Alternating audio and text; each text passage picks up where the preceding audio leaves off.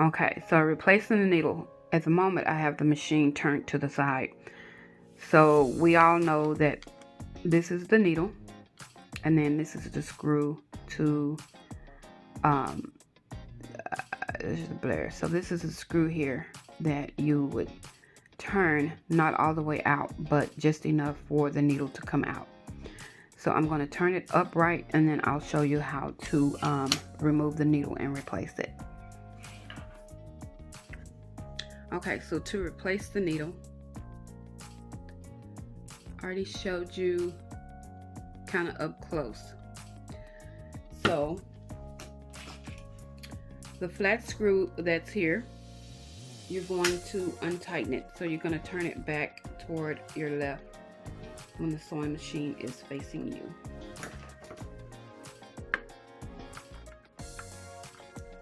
And you have to have really small fingers. So I usually try to get a little help with some needle nose or something.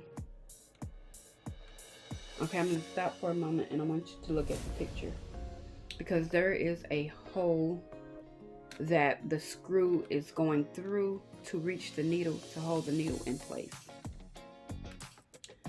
Okay, so we're going to finish unscrewing it, and you're not going to screw it all the way out. You're going to screw it just enough for the needle to come out. Okay, so now that we have the needle out, we're going to replace the needle. Okay, so when you replace the needle, you put the bottom of the needle up through the foot pedal, or otherwise you will get it stuck. So when you put it up through the foot pedal, you're going to bring it up back through the hole in which it came out of. And it's going to be really hard to kind of show. Let's see.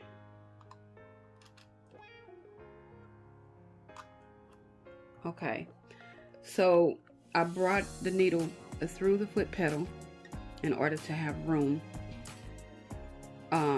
down in the hole that's between the foot pedal and the bottom bobbin casing. So once you get the needle up through the hole in which it came, remember the hole that I showed you. So you're going to line your screw up to that hole.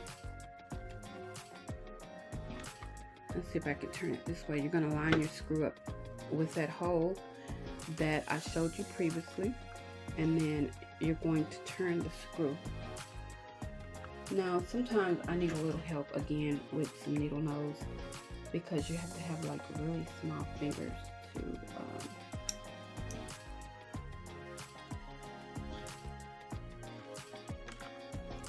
let's see, it's lined up here.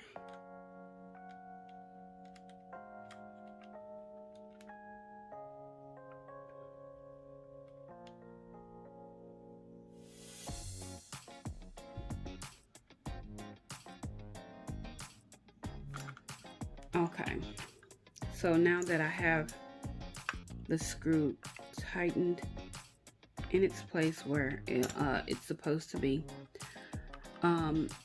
if you can see that the screw comes through that nut there into the hole to hold the needle, and if you tug on the needle, it shouldn't come like apart.